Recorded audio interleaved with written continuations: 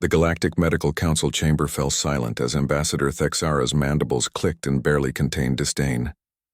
The holographic display showed Earth's medical statistics, crude surgical tools, chemical-based pharmaceuticals, and barbaric practices like chemotherapy that poisoned patients while attempting to heal them. Primitive, scoffed Dr. Zelthane, her crystalline body refracting the chamber's bioluminescent lighting. Their medicine is barely above medieval bloodletting. They still cut open bodies with metal blades instead of using quantum cellular reconstruction. The assembled delegates, representatives from 47 advanced civilizations, murmured agreement. The Kethuri had perfected nanomedical technology millennia ago. The Vortok could regrow entire limbs with a thought. Even the youngest species in the Council had surpassed Earth's medical capabilities centuries before achieving spaceflight. And yet, Ambassador Thexara continued, the humans petition for membership in our medical exchange program. They wish to share their knowledge. The last word dripped with sarcasm that needed no translation across species.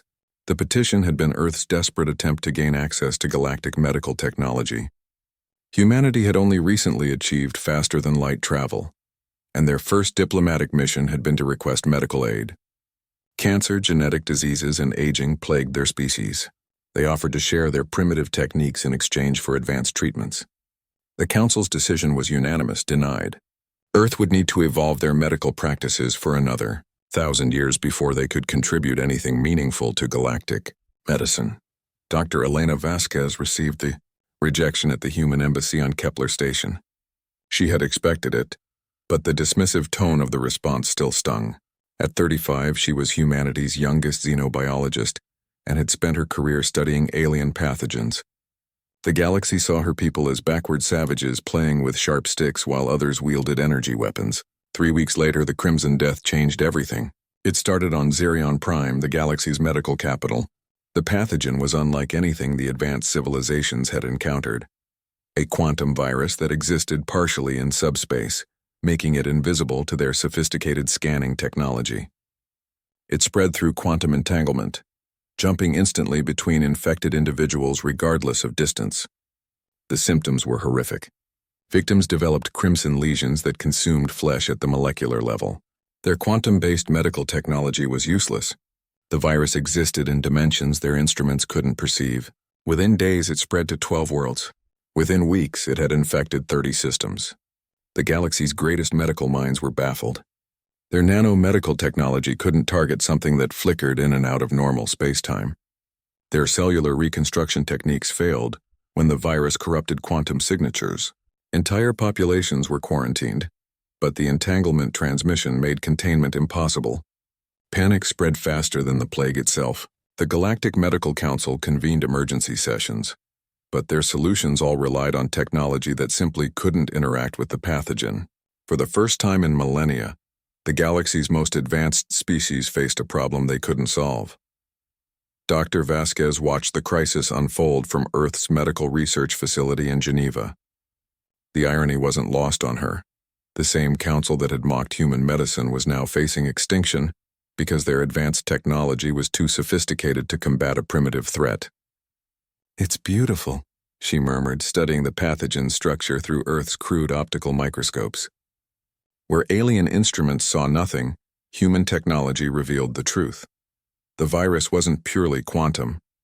It had classical components, proteins and genetic material that functioned in normal space-time. The alien medical establishment had been looking in the wrong dimensions entirely. Dr. Vasquez worked for 18 hours straight, her team of researchers following her lead.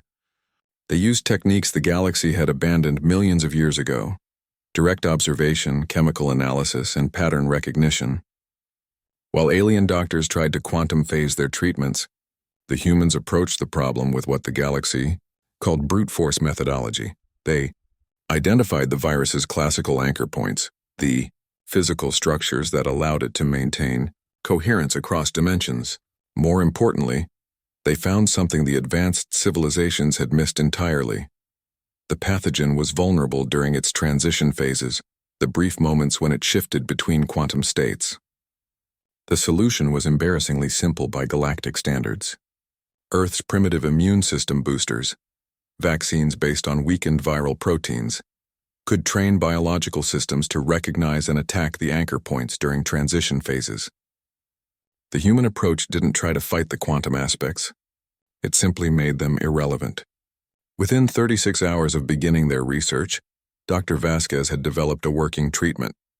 It used Earth's barbaric chemical synthesis to create protein markers that biological immune systems could recognize. The vaccine didn't cure the infection through advanced technology. It taught bodies to heal themselves using their own evolutionary defenses. The first test was on a volunteer from the Kethuri diplomatic mission to Earth. Ambassador Kethamol had contracted the virus during the evacuation of Zarian Prime and was dying, despite the best galactic medical technology. Dr. Vasquez administered her crude chemical cocktail, and within hours, the crimson lesions began to fade. The galaxy fell silent once more, but this time in awe rather than mockery. News of the cure spread instantly across quantum communication networks. The primitive humans, using technology their ancestors had developed centuries ago, had solved the galaxy's greatest medical crisis in less than 2 days. What's more, the treatment was so simple that any civilization could produce it. No quantum laboratories or dimensional manipulators required. Ambassador Thexara stood before the same chamber where he had ridiculed human medicine weeks earlier.